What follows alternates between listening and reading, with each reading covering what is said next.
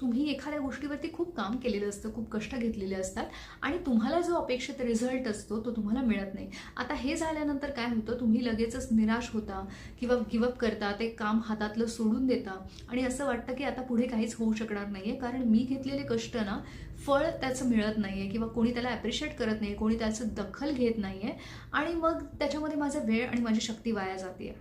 तर ह्या सगळ्यामुळे तुम्ही डिमोटिवेट होता, तुम्हाला प्रेरणा मिळत नाही आणि मग तुम्ही ते काम तर सोडून देता किंवा काम जरी करत असला तरी ते आनंदाने करत नाही आणि मग त्याच्यामुळे तुमचे इनपुट्स तुम्हाला 100% त्या कामामध्ये देता येत नाहीत. तर इथे जे काही विचार आहेत ना, ते विचार आपले जे आहेत ते नीट बदलले पाहिजेत. आपल्याला रॅशनली विचार करायला शिकलं पाहिजे की एकतर मुळात जे काही मी काम करतोय ते मला आवडतंय का. जर उत्तर हो असेल की आवडणारं काम असेल तर ते आपण करणं हे गरजेचं आहे. कदाचित काही रिझल्ट्स आपल्याला उशिरा मिळतात किंवा मिळतही नाहीत, पण ते रिझल्ट्स मिळाले नाहीत म्हणून मग